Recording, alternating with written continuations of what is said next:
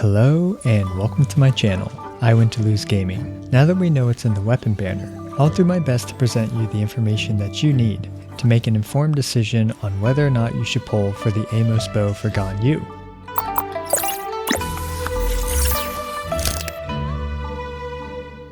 On the banner, the Amos Bow and the Skyward Pride will be the two featured 5-star weapons. The featured 5-star weapons have a 75% chance of being pulled when you pull a 5-star. For the 4-star weapons, the Sacrificial Sword, the Bell, Dragon's Bane, Eye of Perception, and Favonius Warbow are the featured 4-stars.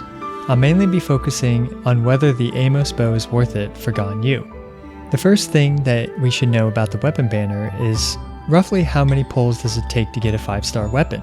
I went over to the data gathering Discord and grabbed a little bit of data that they had on the weapon banner pulls. From their data, it looks like it was an average of 54.5 pulls per 5-star weapon. Anecdotally for me, after going through my weapon banner history, I averaged 52 pulls per 5-star weapon. So 54 pulls for a 5-star weapon seems to be a reasonable estimate. In terms of USD, each 5-star weapon is pretty much $100 US. Now since the rate to pull a featured 5-star is 75% and there are two featured 5-stars, and also 25% of the time you get a non-banner 5-star, so the next 5-star is guaranteed to be a featured 5-star. Overall, you have around a 40% chance to get the specific 5-star that you want. So in this case, you have about a 40% chance every $100 to get the Amos Bow. So now that we know all this, let's get into the weapon analysis. In this video, I'll analyze most of the relevant bows we have available to us when GanYu is released. I believe people will gravitate towards two major builds for her. The first being a charged shot carry, and the second being an ice cream machine, aka a burst support. Compared to my previous video where we looked at GanYu's maximum potential at C6 with a Refined 5 Amos Bow, I've lowered the baseline to C0 GanYu and a Refinement 1 Amos Bow. I'm still using the 4-piece Blizzard Strayer setup with a Cryo teammate and calculating the damage on her subsequent Frostflake arrows. If you're not aware of why it's important to focus on her subsequent Frostflake arrows, check out my previous analysis video, which will be in a card in the top right and in the description below. Keep in mind that even with different artifact set bonuses, like for example the 4-piece Wanderer's Troop instead of the Blizzard Strayer, the weapons will perform very similarly in comparison to each other. However, certain weapons will be easier to build with certain artifact sets. Looking at this, the first thing that I notice is that Amos Bow at Refined 1 with 0.2 second arrow fly time is pretty much at the top of the list. It outperforms even Skyward Harp at R5. Now, another important thing to note is that each copy of the Amos Bow only adds about 3.69% additional damage per refinement. So basically that's $100 for a 40% chance to gain a very small 3.69% damage increase. For me personally, this is not worth it, but I'm sure that many people will pull this weapon to Refinement 5. At Refinement 5, this weapon does do a noticeable 14 or so % more damage than a Refinement 1 Amos Bow. Another way to look at this is that it would cost approximately $1,000 to gain that 14% additional damage on the Amos Bow, so do keep that in mind if you're going for that. But how does the Amos Bow compare to other weapons? Since everyone's game accounts and bank accounts are different, this is where you'll have to look at these numbers and to make your own decision. Some things I'd like to point out is that if you've been extremely lucky getting prototype bows from the weekly bosses, at R5 the prototype Crescent, after hitting a weak spot, is at 95% of the Amos Bow with 0.2 second arrow fly time.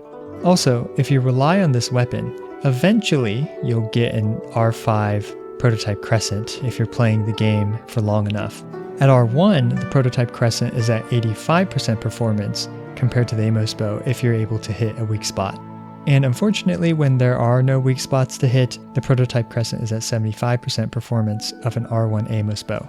Now frankly, this is actually quite promising in my opinion for the free-to-play option of using the prototype Crescent. 85% performance, that R1 of GanYu's best-in-slot weapon, for a completely free-to-play weapon is very good in my opinion. Now I'm aware that it is conditional and it's based on whether or not you can hit an enemy's weak point. I'm personally not experienced with this weapon, and I'm not sure how easy or difficult it is to maintain the prototype Crescent's buff. So maybe if some of you free-to-play Amber gods with more experience with this weapon than me could leave a comment for the rest of us to see how your experience is with the prototype Crescent for maintaining that attack buff. I'd love to see what you guys think about that.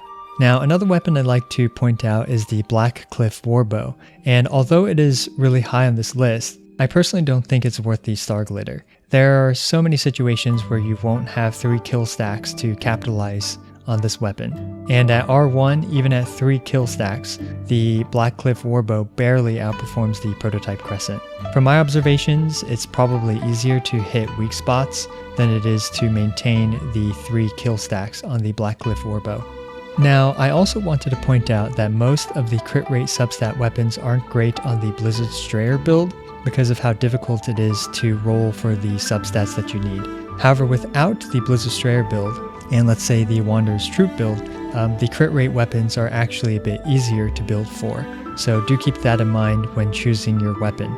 And this is due to the concept of overcrit, which I explain in more detail in my previous analysis video. Be sure to check that out if you're not sure what that is. Now, as you can see for charge shots, support bows like the Sacrificial Bow, Favonius, and the Stringless are going to do a lot less damage in comparison to the prototype Crescent or the Amos Bow. So I think one of the key takeaways from this is that the prototype Crescent is actually a great weapon on GanYu, especially if you can maintain the buff. Now, the question you'll have to ask yourself is it worth $100 worth of Primogems for a 40% chance to obtain the Amos Bow? That's a question that only you can answer. Next, let's take a look at GanYu's weapon choices for her burst. If you just want GanYu to use her burst and function as an ice cream machine, then here's the list. Interesting to note is that the Amos Bow is near the middle in terms of how much damage her burst does. However, even the Mega Whale Refined 5 Skyward Harp only performs a little bit better. Also remarkably, the prototype Crescent, after you hit a weak spot, is quite strong here. But generally speaking, I think if you use GanYu, you don't want to waste time doing a charge shot to hit a weak spot before using her burst, so this may not be too applicable. And I'm also not sure on how GanYu's burst works. If it snapshots GanYu's stats when she casts it, then the prototype Crescent's buff will last throughout the entire 15 seconds. But if it doesn't snapshot, then the prototype Crescent will fall off a few seconds short of GanYu's burst. Another thing to note is that the Stringless seems to be a good choice for this, especially if you're proccing elemental reactions, which I'm assuming you will be if you use GanYu as a burst support. And at R5, the Stringless should be convincingly outperforming the Amos Bow if you're proccing elemental reactions. Again, just like with charge shots, I don't recommend the Blackcliff, even though it's high on this list. It's such a marginal improvement for how much star glitter you need, and if you're using GanYu as a burst support, you're probably not getting too many kills with GanYu herself. And on top of that, we don't know if it snapshots or if after killing stuff with the burst, her burst gets stronger, so we just don't know how the Blackcliff is going to interact with it. Now, since you'll mainly use GanYu as a quick swap in, cast burst, swap out, if you don't mind being about 70 to 80% performant of the Amos Bow, you can run an energy recharge bow like the Sacrificial Bow or the Favonius Warbow, both of which can help GanYu maintain her burst uptime for, let's say, your Pyro character to proc melts. So if you only plan to use GanYu as an ice cream machine, then I personally don't recommend going for the Amos Bow. But if you already have the Amos Bow leveled up, then you may as well use it since, it still does great damage. My goal in this video was for you to just be a little bit more informed in terms of whether or not you should pull for the weapon banner. Now, only you can answer the question, is $100 worth it for a 40% chance of obtaining the Amos Bow? So just keep these numbers in mind when you consider using $100 worth of Primogems for a 40% chance at obtaining the Amos Bow. Now, I'm definitely going to be doing a lot of guides, videos, and analysis on GanYu after she's released, so be sure to subscribe and ring that notification bell. Also, leave a comment and like the video to help others see this video due to the YouTube algorithm, and so that they can also be equipped with the knowledge on whether or not they should pull on this weapon banner. As always, thanks for watching. This is I Win to Lose, signing out.